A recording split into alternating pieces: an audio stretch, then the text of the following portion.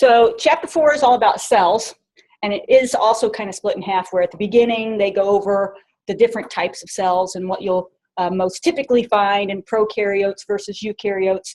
Then we go all the way through eukaryotes in terms of pretty much just listing the organelles, knowing what their function is, and knowing what they look like if you were to label a cell.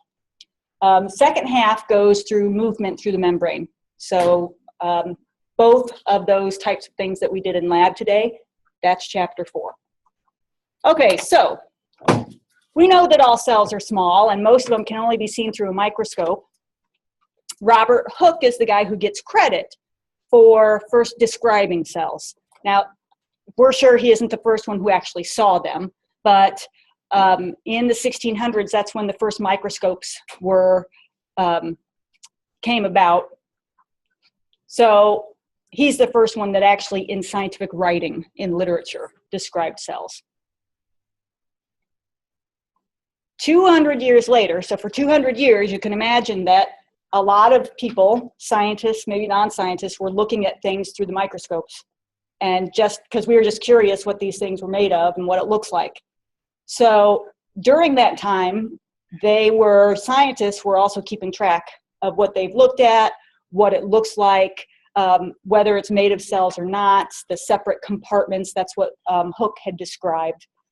He was looking at a piece of cork, and cork is pretty easy. The cells are pretty big. And so even with the very first microscopes, he was able to see the separate divisions, separate cells of cork. So everything they looked at in those 200 years, pretty much the same thing. Schleiden and Schwann reported finally the cell theory, what we know today is the cell theory. But after 200 years of scientists recording what they were seeing through microscopes, and the microscopes getting better, and the first one was kind of like a little mini magnifying glass on a stand, is kind of what it looked like. So it wasn't very sophisticated, but once 200 years had gone by, they got a lot better. So during this time, these guys were independently working, and they were into different things. Schleiden was into plants, so he was a botanist. Schwann was into animals, especially what they called animalcules.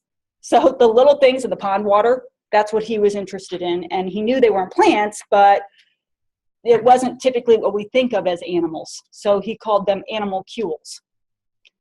At that time, though, they finally did get together and decided, okay, everything that I've looked at in terms of these little animalcules, all made of at least one cell. Everything that you've looked at in terms of plants, all made of at least one cell. So they came up with what is now known as the cell theory. And here it has 3 parts. Not all books give it 3 parts. Yours does. But it always contains number 1 and number 3. Number 1, all living organisms are made up of at least one cell. Everything they looked at was made up of at least one cell. And number 3, cells arise only by division of previously existing cells, meaning new cells only come from living cells. You can't make a new cell. We can't, put one together from scratch. So they only come from pre-existing cells. Number 2, a lot of times isn't included. It says cells are the smallest living things. You can't really say that they're the smallest living things because there are some cells big enough to hold in our hands. What are those?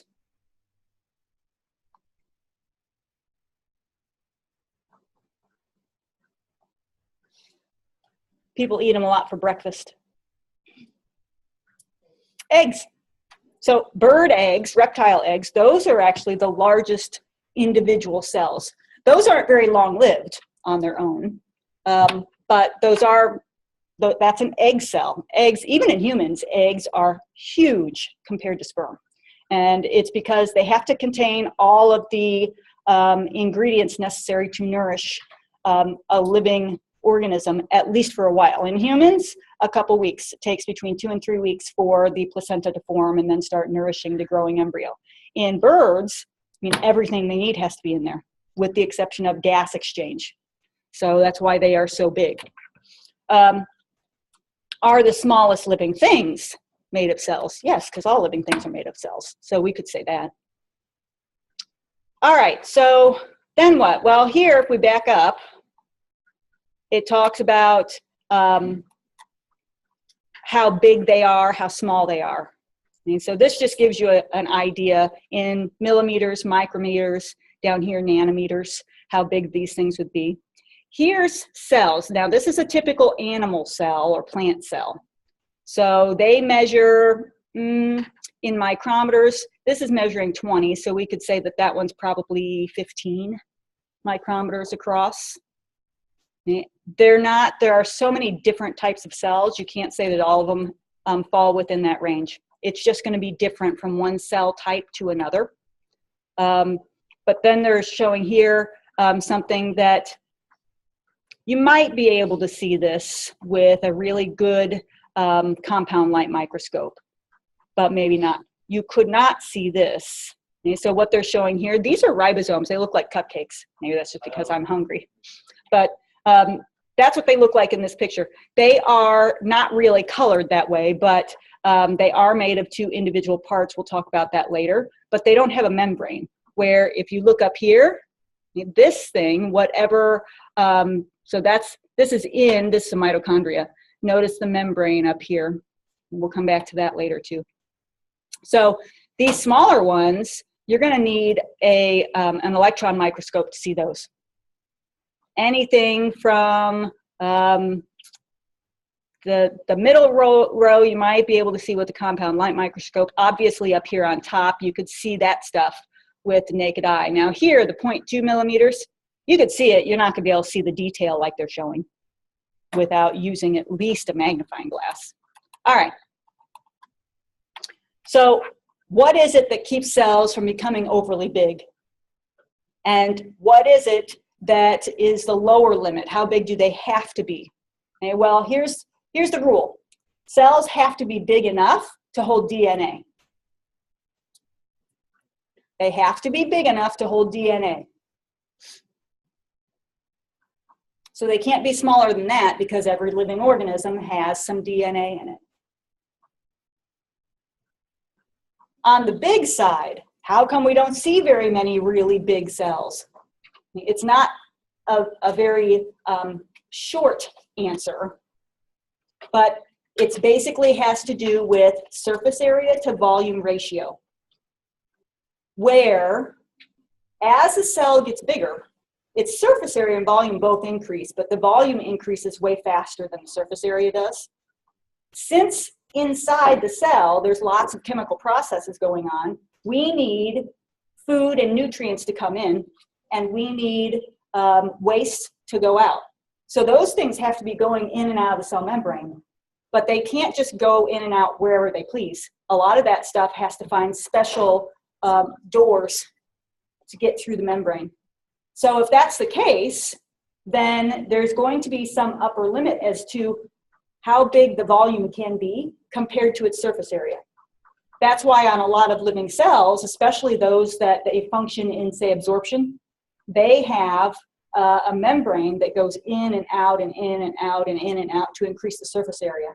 So the cells that line our digestive tract, for example, they have finger-like projections that are called villi, and each one of those has microvilli. So it's like fingers on fingers. So that the surface area is huge. Well, because their job is to absorb all of the nutrients and get them into the bloodstream. So it makes sense that they would have huge surface area. A lot of other cells don't. They have some undulations, but not as much as, say, those small intestinal cells, skin cells. So at some point, the cell gets so big that the surface area cannot support the volume. That's what keeps them small. And here's another example of that. If you're chewing up a piece of hard candy, or if you're eating one, does it last longer if you chew it up, or if you suck on it whole? Suck on it whole, right? That's because the surface area to the volume, there's a bigger difference.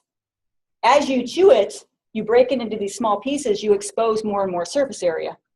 And so it's going to break down faster. That gets things in and out faster if we were able to move things in and out of that candy. Versus having it, if it's a Jolly Rancher, having it in one piece. And the volume's the same as all those little pieces, but the surface area is not. So you're not able to get things as quickly across that cell membrane. It's also, this room would only have one place for us to go in and out. So that door. At what point are there so many people in here that if I told everybody, okay, get up and start going in and out of the door as fast as you can, and there's probably, it's going to be a traffic jam, even with this many people. And so that means that the volume of us in here is too much for the surface area of this room. Now, if we add more doors, then that's more feasible, where we could all be moving in and out of the doors and not get jammed up. It's the same thing with any cell, because the nutrients and the wastes have to be going in and out. And some of the things can go right across phospholipids, but other things can't. And so they have to find doors. And at some point, there's so many things moving in and out that they get jammed. At that point, the cell cannot grow anymore because it can't support its own volume. All right, so that's why they're usually so small, because they need lots of surface area per volume. And they talk about that here then. So because of that, usually smaller cells are more efficient than larger cells. You know, what are some of the larger cells? In our body, fat cells can be pretty large, but if you think about that, it's because they don't really do too much. They're doing some chemical processing because they're alive, but it's not like our muscle cells that move us around all the time and are constantly working and going through using nutrients. Our fat cells have to maintain the fat granules, but otherwise they're not using a lot of energy. So they can be bigger without fear of not having enough surface area, so much so that they would die. Where your muscle cells have lots more surface area because they need more things. All right, microscopes. So some of this is review because we've done microscopes in lab already, but remember that resolution is what you're paying for with a microscope, especially with a compound light microscope that uses glass lenses, although even with electron microscopes, it's the resolution. Resolution is the ability to see 2 points as separate, as 2 points. If you use something that has higher resolution, you'll be able to see that it's 2 separate points. Something that has lower resolution means you're going to see it as one. You can't tell that it's 2 separate points. So they will give you numbers for that. So for example, the human eye, our resolution, if you have 20/20 vision, so that's good vision, is about 100 micrometers. So you can see 2 things. If they're separated by 100 micrometers, you can probably see that they're separate. But any closer, and your eye is going to think that it's one spot. And so they talk about then using microscopes. Well, of course we're going to magnify, but the hard thing about magnification is not only magnifying it, but make it clear, so keeping the resolution high. And that's what you're paying for. So telescopes, I think I mentioned this to you guys already, but telescopes, microscopes, glasses, what else? Photo lenses for your camera, that type of thing. You can spend thousands of dollars on that stuff. That's why, is because it magnifies for you like that camera lens so that you can zoom into something that's really far away, but you need it to be clear, so the resolution has to be high. Microscopes, no different. All right, so we look at 2 main types, compound light microscopes and electron microscopes. Compound light microscopes are what we use upstairs. They're compound because there's 2 sets of lenses. Remember, there's one in the eyepiece, and then there's the rotating ones that you use to magnify more or less. Plus, light microscope because it has a light bulb. So that's what is illuminating the slide. The best they get, about 200 nanometers. They can see 2 separate spots if they're 200 nanometers apart, but not closer than that.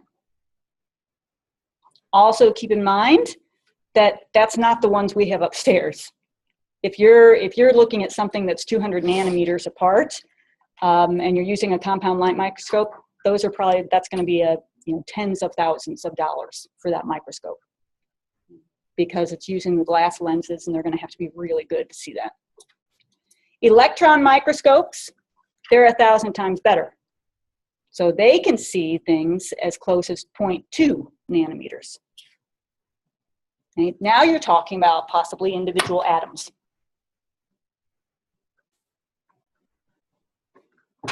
But there's also a huge difference in terms of money. Electron microscopes are hundreds of thousands of dollars. Size, you need like rooms for these things. It's not a small thing that you just get out like we do upstairs in lab. And so these are set up where you actually have a room. There's a lot of computer stuff that has to be hooked up. There's this big viewing arm that like comes down suspended on a steel rod. So not small things, and extremely expensive, and maintenance too. So even on our scopes, we have somebody come, usually it's once a semester, to look through our scopes and fix anything that might be wrong with them.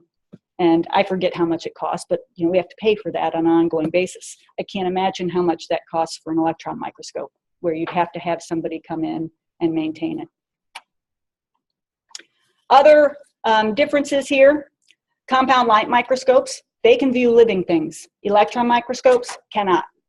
If you're using an electron microscope, that's one of the drawbacks, is whatever you're going to see has to be dead. Because two reasons. One is these things are in a vacuum. It's stuff that, unless you were working in the microscopy field, you wouldn't think about. But at some point, you're magnifying, magnifying, magnifying, magnifying. It's going to get so big or so magnified that a small speck of dust, if it gets in the way, it's going to occlude your view. You won't be able to see anything. And that's the problem with electron microscopes.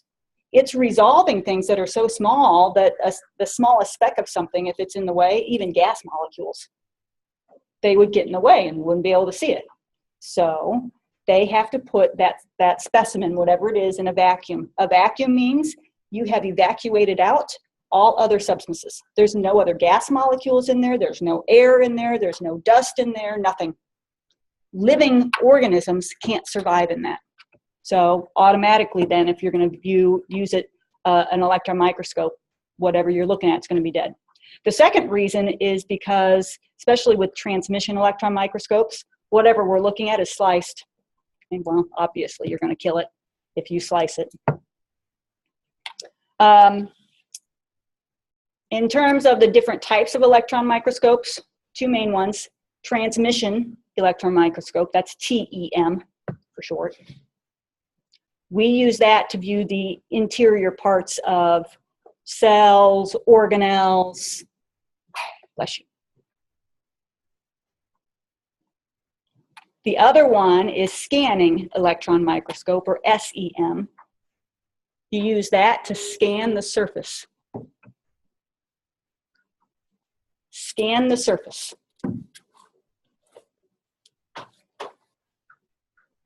In both cases, instead of using a beam of light, remember they're using a beam of electrons. That's electricity. That's what electricity is made of. It's just a flow of electrons. So they shoot it at the subject. If it's a transmission electron scope, you have sliced it and you mount it. The beam of electrons goes through it, so it hits it. The density of the materials is what gives us the picture. So a computer program will be able to read it based on how many electrons get through and how quickly on the other side. So there's a collecting plate, and then it produces an image. In a scanning electron microscope, you coat the surface with a metal that will reflect the electrons. So you shoot the beam of electrons at it and they bounce off, and there's a collecting plate back here. And it measures the distance in terms of time that it takes for those electrons to reach that collecting plate.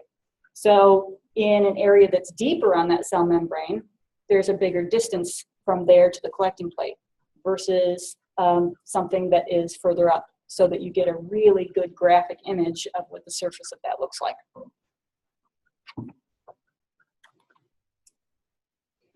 This just puts everything on one frame so that we can see what we might be able to see with or without these microscopes. Human eye, here's a paramecium. So those are about 1 millimeter wide. You'd be able to see, you wouldn't be able to see the details, but like in pond water, that's usually where you find these. You'd you would put it on maybe a white or a light background and be able to see things moving around. That you wouldn't see it like this. This is pretty detailed. Almost down to a human egg. And so those are, like I said, those are pretty darn big. Light microscopes, then we might be able to see the details on a paramecium. Even so, this would need to be colored. So we want to add some sort of color to it, because a lot of these things, when you use light, it washes out all the color. And so they actually get kind of hard to see. Down here, human red blood cells, some of the bigger bacteria, we can use light microscopes. Notice it's on the smaller end. So that means if you guys take microbiology, for example, they have that 4th objective lens on their microscopes because they need them in order to be able to see certain types of bacterium. They can't see even, you know, a lot of details, and the truth is bacteria don't necessarily have near as many details as a lot of eukaryotes. In microbiology, a lot of what you look at isn't necessarily individual bacteria, it's their colonies, because you can use that to identify what you're looking at, what kind it is. Because you'll have some that say are round, cocci shaped. Some of them will grow in lines, one end to the other, while others will kind of mass together. And so that's kind of cool that we can use that to identify them rather than individual features. Viruses are just too small for light microscopes. Even the biggest ones, like here, this is HIV, we can't see it with a light microscope. You have to use an electron microscope. But then those go all the way down here where we might be able to see a hydrogen atom. That's going to be about the smallest thing we can see. Prokaryotes versus eukaryotes. And so this is a review from chapter 1. Remember that prokaryotes do not have internal membranes. Their cells don't have internal membranes. The technical definition is they don't have a true nucleus. Well, that's because in order to be a true nucleus, it has its own membrane. These guys don't.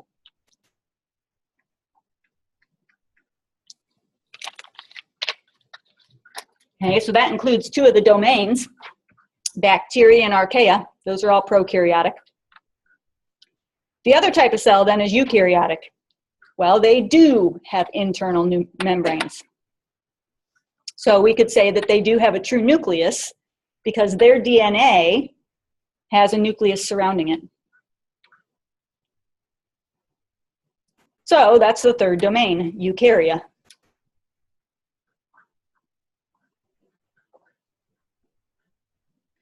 The other generalized differences, prokaryotes, always smaller than eukaryotes. Like cell-wise, a prokaryotic cell versus a eukaryotic cell, almost always the prokaryotic cell is really small. That's why with bacteria, you have to use that 4th objective lens, the oil immersion lens, to be able to see them because they're so small. Archaea would be the same way. Eukaryotes are generally then much bigger. Prokaryotes, much simpler. There's just not as many features. They don't have internal compartments. There's no organelles that have membranes, so there's just not as much on the inside. And there's only so much typically that we can see on the outside. So they're usually simpler. These are usually single-celled organisms versus eukaryotes. These are usually multiple-celled organisms. Not always. There's that group Protista. Those are single-celled eukaryotes, but all of the other eukaryotes, they're all multi-celled. Prokaryotes are always single-celled.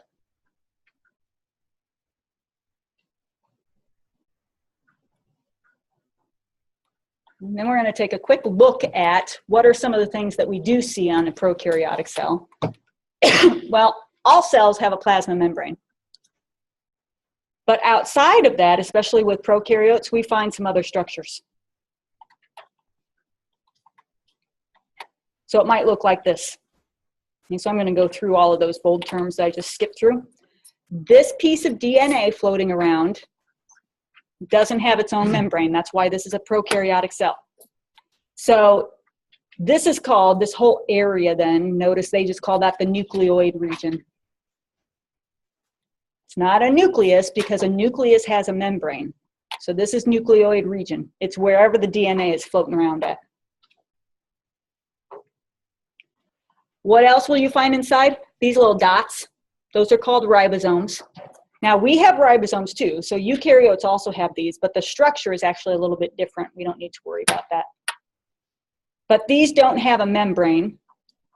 Their function is to make proteins. That's what they do.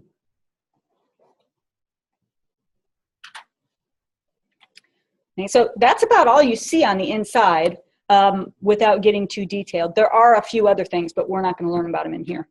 Then when we look at the layers, this innermost layer is the cell membrane, or plasma membrane as they're calling it here. The job of the plasma membrane is to control what goes in and out of the cell. That controls what goes in and out of the cell.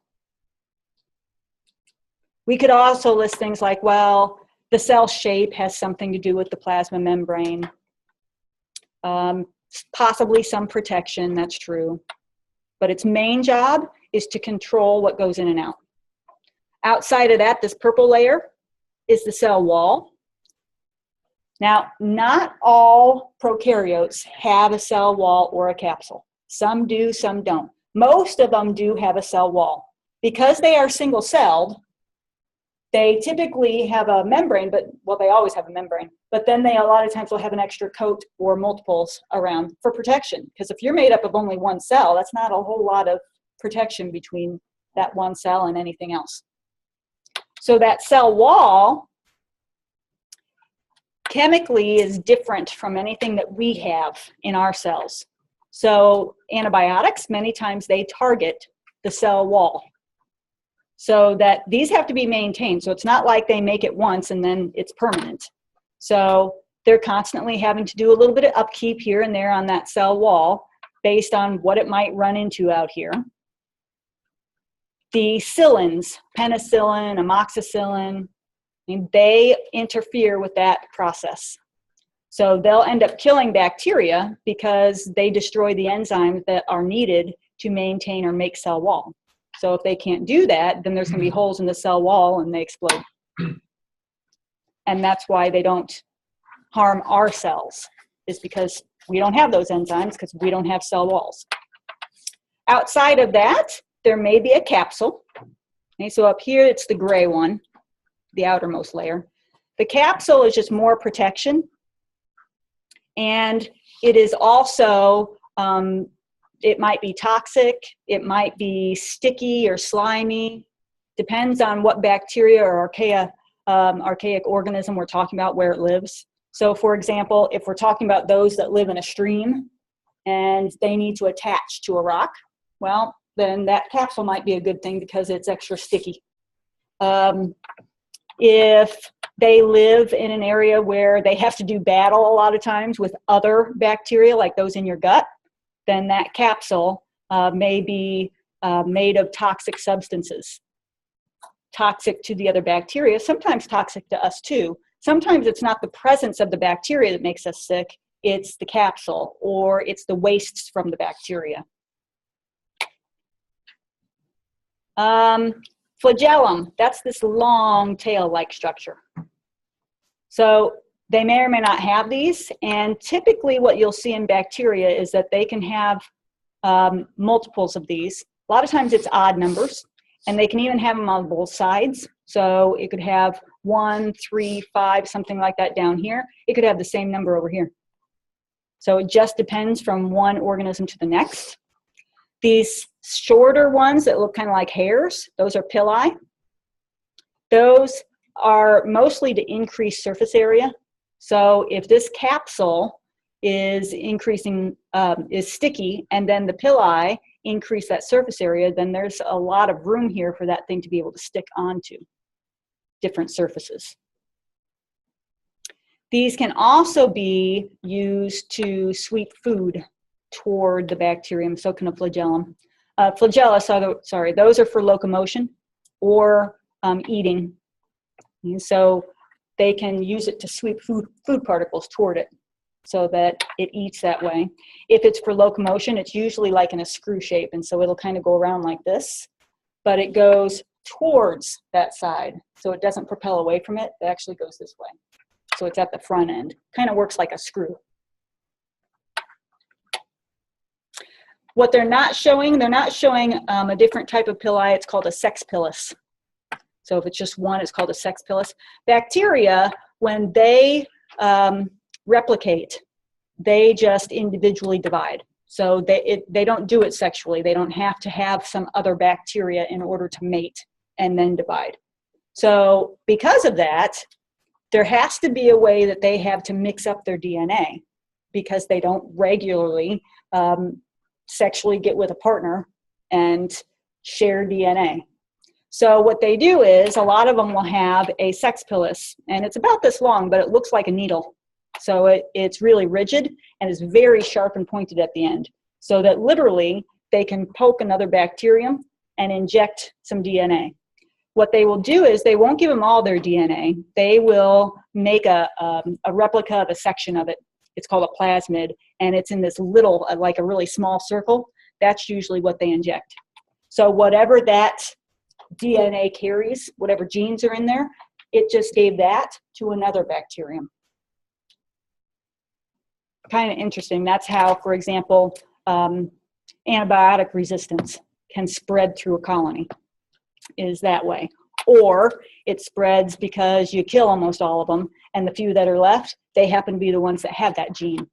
And then they can divide, and every time they divide, of course, it's a replica. So they all have that gene. Oh, and down here, cytoplasm. The liquid portion inside can be called cytoplasm or cytosol, either one. There is a technical difference where cytosol means just the liquid. Cytoplasm means everything between the nucleus or nucleoid region and the membrane. So it would include all the organelles. I didn't learn it that way, so I usually just refer to the liquid or the organelles. So it'll be by context, but whatever. I don't make a big point of that. Eukaryotic cells. Okay, so we spend, this is going to take us a lot more time, because these are so much bigger and more complex and have all these organelles. The organelles are typically made of their own membranes. Not all of them, but almost all of them have their own membranes. So they have what's called an endomembrane system. Eukaryotes all have that. Prokaryotes don't. They also have a pretty complex cytoskeleton. Really, it's just protein fibers. So they don't have bone, of course, like our skeleton is. Theirs has to be flexible, because if you think about, say, white blood cells, they have to squeeze in and out of small areas. So they need to be able to change their shape. The cytoskeleton helps them to do that without damaging the organelles, without squeezing so tight that it ruptures some of the organelles.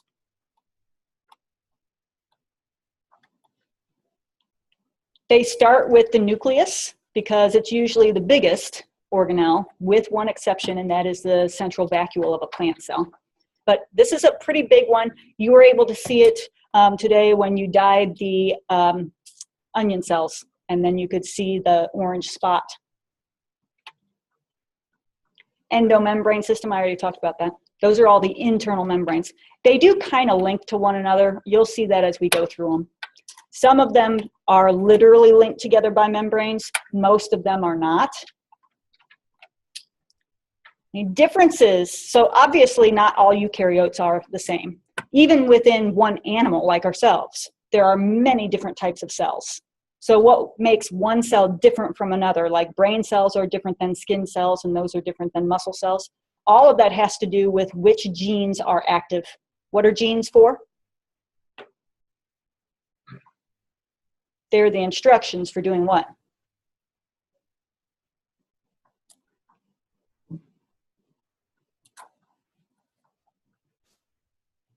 What kind of molecules do the work in our cells? Proteins that are made of amino acids. So remember that that's really all DNA is. It's the instructions for making proteins. So those genes then, the DNA from one cell to the next, might have a different set of genes that are being used. So it has the entire cookbook, so it has all of the possible recipes, but it doesn't use them all. So a brain cell uses certain ones versus a fat cell that has different ones versus a muscle cell that uses different ones. So we can see how you can get different cells just based on which proteins are being produced. And that leads to not just different functions, but also different shapes, different sizes, that type of thing. Between different organisms, there's even more of a difference. So they're talking about plants and animals here. Plants, fungi, protists, they have a cell wall. Animal cells do not. Plants, fungi, and protists, they'll have a cell wall. Animal cells do not. And some of the multiple choice questions on the next test are based on some of this stuff where I'll say, okay, you're looking through a microscope and you see something that's really small and it doesn't have any internal membranes. What kind of cell is it probably? Well, that would be prokaryote because there's no internal membranes, or bacteria or archaea. You know, it's multiple choice, you pick from the list. Or it might say, you're looking at a cell, it has a cell wall and it has little green chloroplasts. What is it? That's a plant cell. And so that's just based on these differences. Plants, some protists have chloroplasts, like euglena, if you're familiar with that little single-celled organism. They have chloroplasts. You're only going to find chloroplasts in organisms that can carry out photosynthesis. So that's why it's mostly plants that we're talking about. Also, plants have a central vacuole. Those cells that have a central vacuole, that central vacuole is huge, and it takes up almost all of the room inside that cell. So in your lab books where they were showing you a cell of Elodea, where it showed that kind of the middle looked empty, and all of the chloroplasts seemed to be pushed up to the edge, that's because of the central vacuole. It wasn't empty. That was cut across the central vacuole, so that when we saw it, we just saw everything being pushed to the edge. And in those same plant cells, if you looked long enough and hard enough, you'd be able to find a nucleus, but it would be pushed up next to the edge for the same reason, because those central vacuoles in plant cells are so big. Those are for storage purposes. So plant cells need a lot of their own material that they make. They make their own food, so they can store the extra in that central vacuole. Animal cells, those are the only types of cells where you will see centrioles.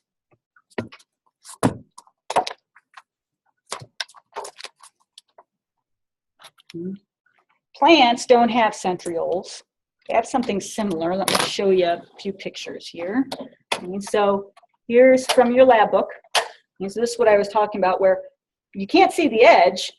You can't actually see the line of the membrane, but this is the central vacuole, and it's pushing all of these little organelles up next to the edge. Where you see a darker spot is probably where the nucleus is. So on this neighboring cell, looks like maybe right there, up here, this one, it's kind of right there.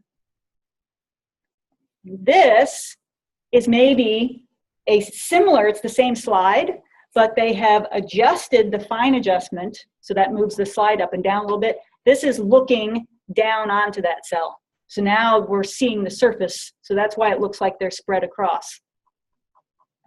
But it's not being sectioned. And that's because what we're seeing here is cut right across the center of that cell. This is not.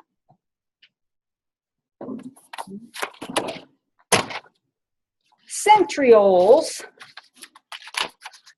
when you guys are labeling your animal cell, these are centrioles. So K right here, it's pointing to both of them. There's two of them. Centrioles in animal cells are always found in pairs.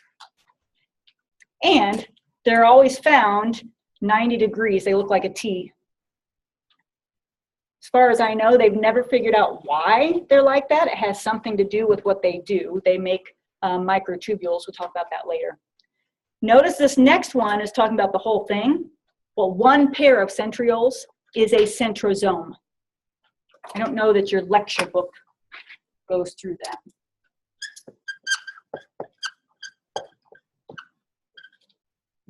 One pair of centrioles is a centrosome. And so you won't ever see anything like this in a plant cell. You'll only see that in an animal cell. Furthermore, animal cells don't have these all the time. You only see these just before division. So if an animal cell doesn't ever divide, you won't ever find a centrosome in there. And these are for division only, so you'll only see them before division. Let me show you something else that you're going to have a hard time finding. That thing right there on the plant cell, that is an aster, A-S-T-E-R.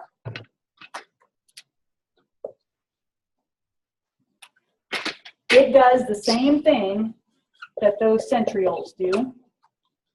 And so it's for division. That's for cell division. But it's a little bit different looking. So you don't see the separate individual centrioles. So we're just going to call J aster, A-S-T-E-R.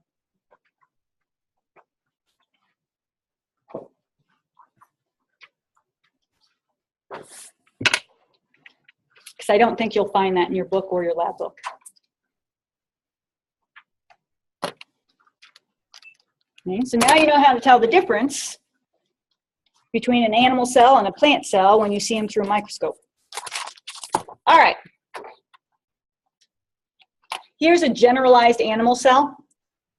Now, it's generalized. That means that they're not always round like this. They won't always have the exact same types of organelles, the same numbers. The nucleus could be bigger or smaller, but this is just generalized then. Just like the prokaryotic cell that we looked at was rod-shaped. They're not all rod-shaped. Some of them are spiral-shaped. Some of them are round. And so same thing here. Your brain cells, for example, don't look like this. It has one really long tail, and then the cell body up here is kind of star shape. So this is just in general so that you can kind of see what these things look like. We're going to go through all of this. Make sure that you can label something like this. That's part of the next test, is you'll have to label some cells. Plant cell, animal cell, prokaryote, and plasma membrane. Those are the 4 possibilities for what I will have you label. You will have a word bank, so that makes it a little easier.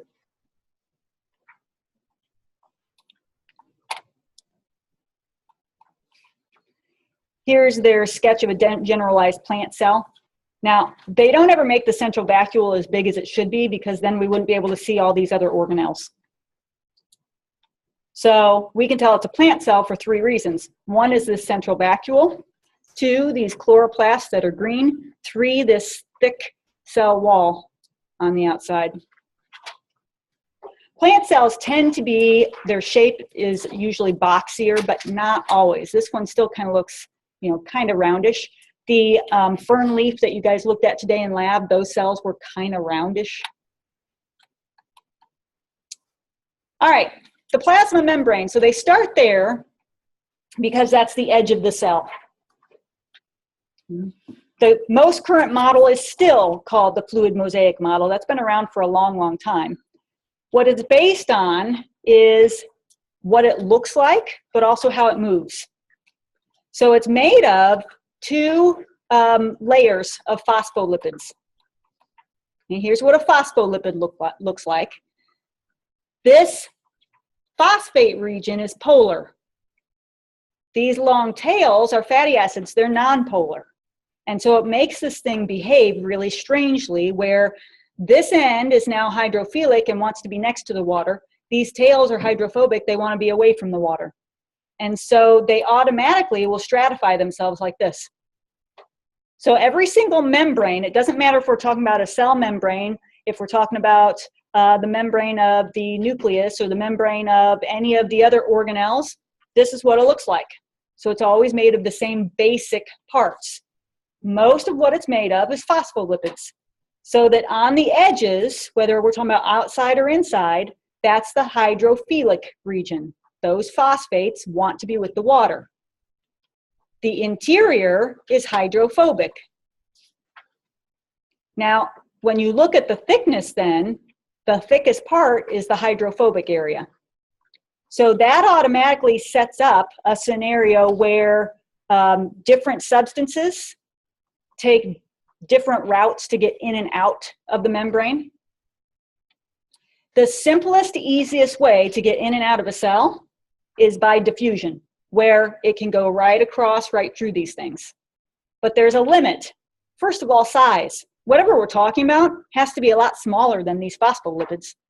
So it has to be really small, and it has to be non-polar.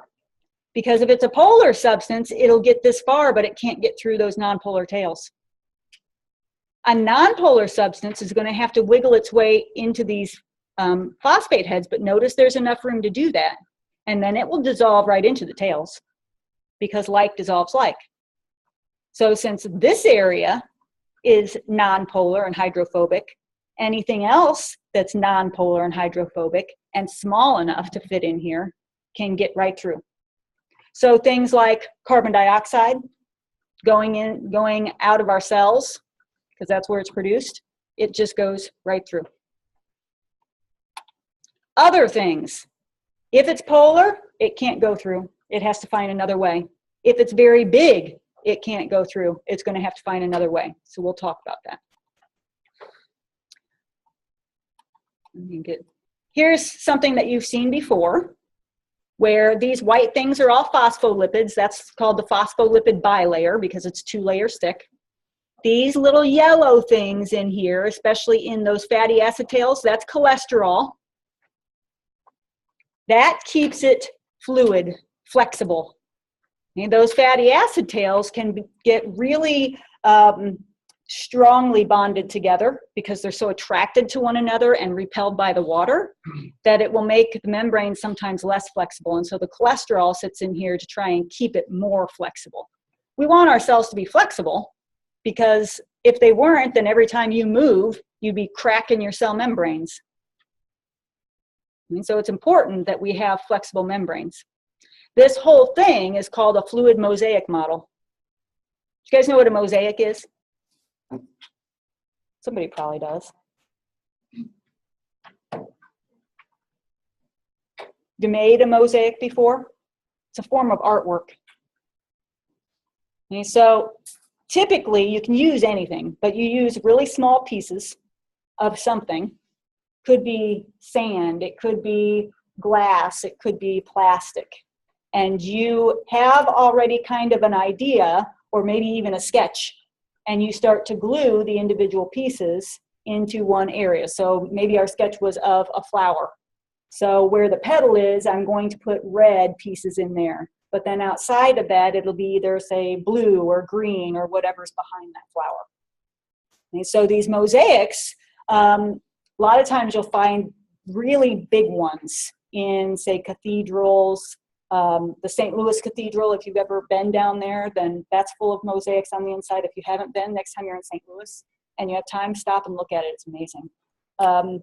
In Europe, a lot of the basilicas that might be 1,000 years old or more had artists that did these mosaics, and it took them like 20, 30 years that they were working on it.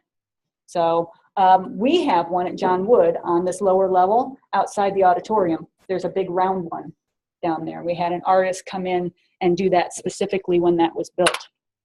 So what they're saying is that this membrane kind of looks like that, where the big purple proteins up here, those look like the tile pieces, and the white phospholipids are kind of like grout. So the same thing when you're laying a tile floor.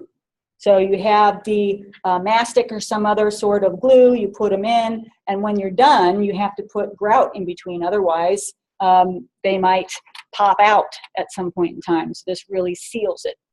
And same thing for these artists that do these mosaics. they glue them in, but then they have to come back through and fill in the lines, the space between. What else do we see? So I'm going to come back to these proteins in just a second, but these are carbohydrates, remember? So see all the hexagons? We're going to see a couple different types of proteins. We see these linear ones, and then we see these globular ones, and they have all kinds of different jobs to do. Let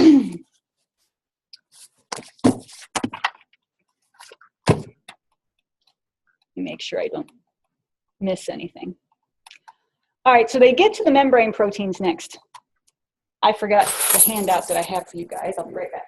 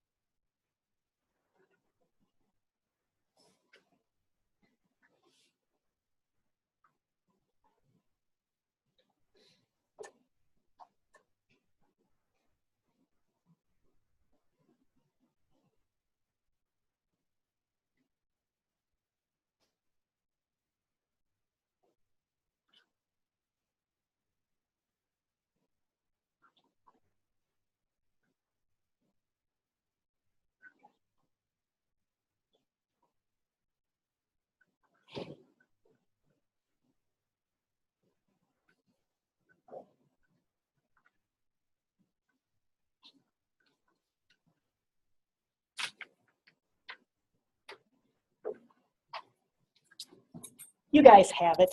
I forgot I gave it to you last chapter. Okay, those functions of proteins. Okay, so some of that is going to apply to these membrane proteins. So what do these do? I'm going to have you write some of this down anyways. Those membrane proteins have lots of different functions. Number one, we're just going to call ID tags. They serve as ID tags.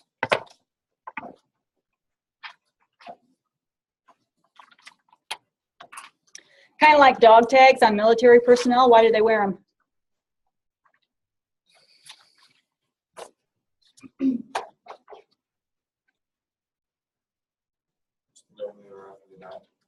You got it. In case they die, they can't tell you who they are, so they always have their dog tags on so that you know who they are.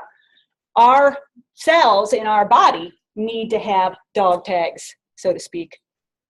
There has to be a way that our white blood cells and other parts of the immune system can tell that your cell is yours and not to attack it. So what it's checking are a lot of these glycoproteins. Glyco implies that there's sugar attached. So the big purple part is a protein. The sugar chain is the glyco part. Every single one of us has different ones. So our cells, your cells in your body, will have whatever glycolipids are yours. And that way, the immune system comes around, it just checks these. As long as they're yours, things are okay. If it doesn't recognize them, it's going to mark that cell for destruction or destroy it on the spot.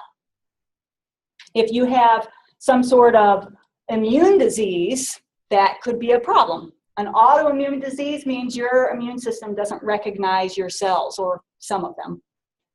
Sometimes it's more of an irritation. Maybe it doesn't recognize some of your skin cells, so you get a rash. They think psoriasis might have something to do with that. Other times it can be a lot more deadly. If we're talking about organs, it's going to start destroying those. That's not good.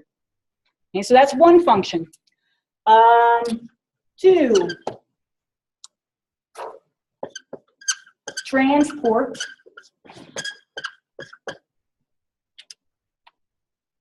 transport.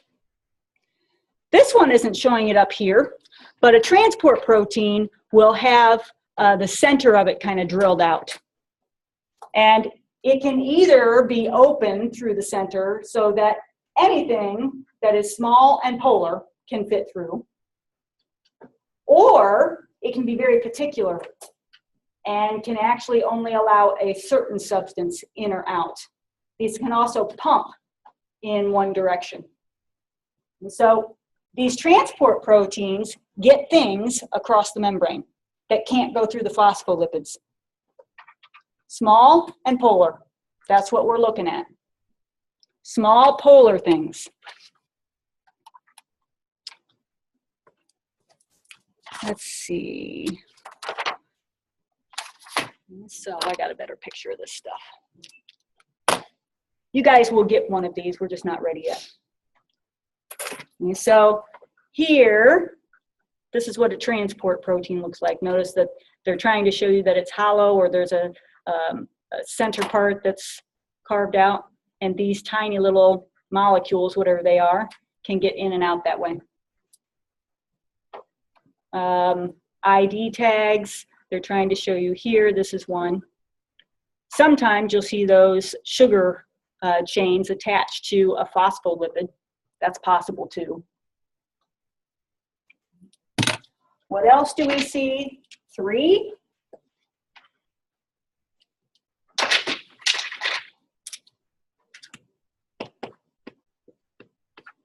Receptor proteins.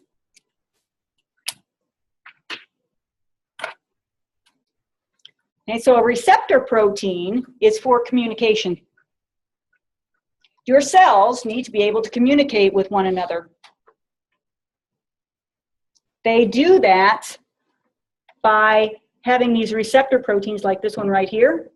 It has a certain spot on it called the active site, just like an enzyme does. And there's only one type of molecule that's going to be able to fit in there.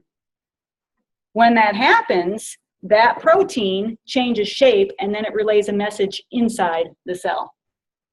So it's not showing it, but when it changes shape in here, then there's a chemical reaction that is set off inside the cell, and then that tells the cell either to do something or stop doing something. That's how our hormones work. So a lot of hormones come from your brain, but they act on different areas of your body. So, you know, maybe your kidneys, maybe your arterioles to control your blood pressure. Obviously, the estrogens and androgens, so male-female stuff. So that's how they work, though. So there's all kinds of hormones that go into all kinds of ways that your body carries out homeostasis. But the hormones work simply by they're circulating in your blood, and then once it hits the right protein, it'll stick to it. And then that cell surface protein is able to send a message inside that cell, telling it to do something or stop doing something. Okay. Alternately, virus-infected cells, they can send messages like that, where parts of these proteins may break off when it's infected with a virus, and that alerts all of the nearby cells, saying that, you know, danger, you know, I'm infected with a virus, and then those other cells can put up some extra defense before they are infected too. And then finally, number 4. Do they have one up there? Might not have one. I'm trying to think of the word that I want to use. Support.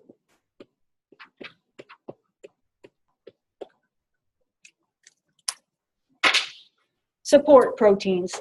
Support proteins are usually long, skinny proteins, fibers like these are. And so sometimes you'll see them as part of the cell membrane. Their job, of course, is to attach the cell membrane to the cell. And so we'll see that sometimes where this fiber might be attached to some of these phospholipids, or maybe even one of the other proteins, and then it can attach inside to something too. So our organelles inside our cells don't just float around, they're usually connected to some of these fibrous proteins, so that The cell can be more or less the same shape all the time, but it's still flexible. And those organelles are suspended by these tiny little protein fibers. That way, because if they weren't, every time you move, the organelles would tumble to the bottom of the cell. When they're all together like that, it wouldn't function very well.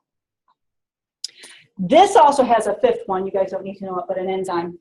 It's possible that you have an enzyme embedded into the membrane. An enzyme speeds up a chemical reaction. So some of them are there. There's lots of enzymes all over the cell.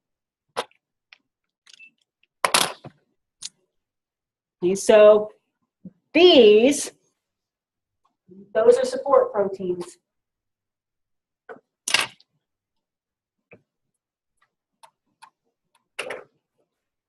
All right, then they jump right into the organelles and start going over that. So in terms of what I want, before we do that, the function of the plasma membrane. I want you to know the function of the plasma membrane. What's its biggest function? Controls the movement of materials in and out. That's its main job, is to control movement of materials in and out. It's called differentially permeable, semi-permeable, something like that. There's a lot of different terms, but it means it's permeable, right? Things can cross, but it's not entirely permeable because only some things can cross. And the speed varies based on what's crossing. Some things can't cross at all.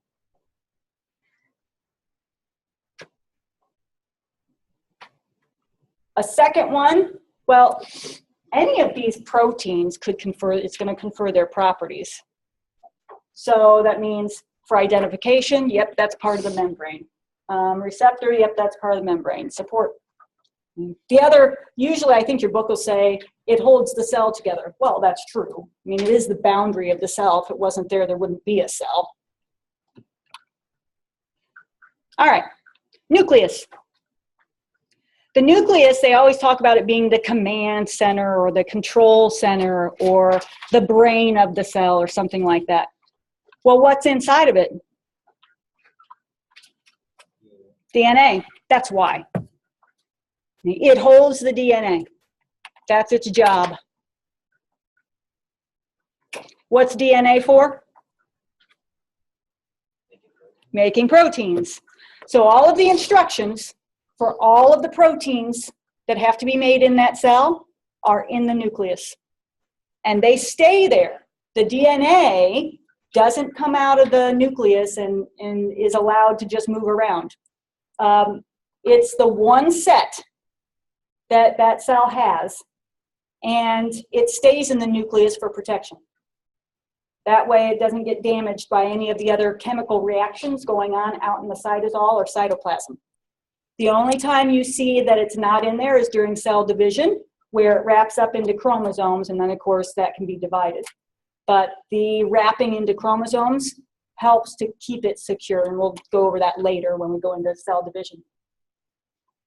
The nucleus, though, has to have a way to let certain things in and out.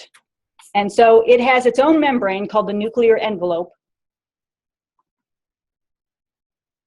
Nuclear envelope, it's a double membrane, just like we saw. Let me get to a picture of it. So we see that it's 2 layers thick.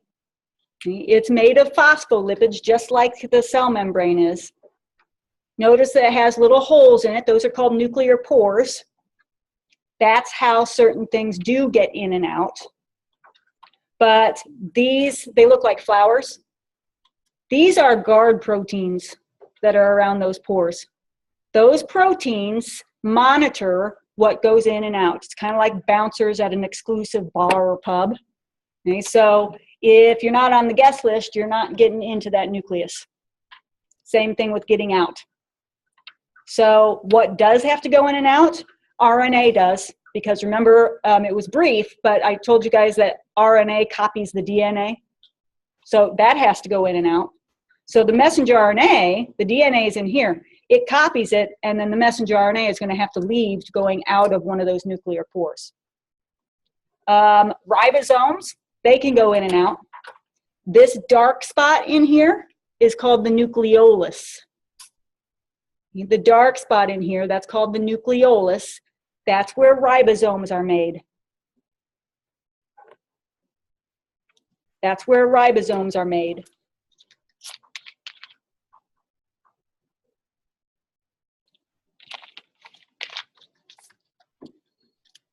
And what else do we see in here? Unless the cell is dividing, the nucleus is going to look like this. And notice that it looks just kind of murky or muddy. The DNA is not in the form of chromosomes. The only time it's going to be in the form of chromosomes is when that cell is dividing. All the other time, it's strung out like this into threads. That's called chromatin right here. Chromatin. Chromatin is DNA uncoiled. Chromosomes uncoiled. So this, when it's like this, the DNA is accessible. Okay, so if you think about that skein of yarn that I talked about before, chromosomes are like that too, where if you buy a new thing of yarn, it's kind of that oblong shape. If that's DNA in the form of a chromosome, the DNA, especially on the inside, that's not accessible. Messenger RNA can't get in there to copy it. In order for the DNA to be used, that thing has to be unwound. And that's what we're seeing here. This is all chromatin. And so the DNA is unwound, it's accessible now to messenger RNA. So that when proteins are needed, one part of it, whatever gene it is, opens up, the messenger RNA copies it, and then the DNA zips back together, the messenger RNA leaves the nucleus and can go out and find a ribosome. New ribosomes are made right here. Well, our RNA, so it's a different type of RNA, goes into making the ribosome. Transfer RNA would also be made in here. Okay, so all the three main types of RNA, we're going to find that in there, we find DNA in there, and we find some proteins. There's always going to be some proteins associated with the DNA to keep it from being harmed. So if we've got that skein of yarn totally unwound, and then you have, kids running across it back and forth, or the wind's blowing or whatever, it would most likely get into a knot. Well, that can happen in here too with the DNA. So there's always some proteins that are kind of associated with it that keep it. It would be like I would have you guys kind of hold on to different parts of that yarn as it's all strung out to make sure that it doesn't get tangled. And those proteins do the same thing then with the DNA. Nucleoplasm, notice that they call, instead of cytoplasm, that's nucleoplasm. Now, why is it the control center? Because it holds the DNA. The DNA is the directions for making proteins, and the proteins do all the work in that cell. So whatever that cell is, what kind it is, or what it does, it all comes back to what's inside the nucleus, because it's the DNA that makes the proteins, that is the instructions. And the proteins are what make the cell what it is. Okay, we'll stop there. So before Wednesday, if you haven't read chapter 4, please do. I'm going to try to get through the rest of the organelles on Wednesday, and maybe we can get started on the second half, which is how things get in and out. I didn't get a chance. I forgot to check your lab books. So be working on chapter 4 lab. It should be entirely complete next week. See you Wednesday.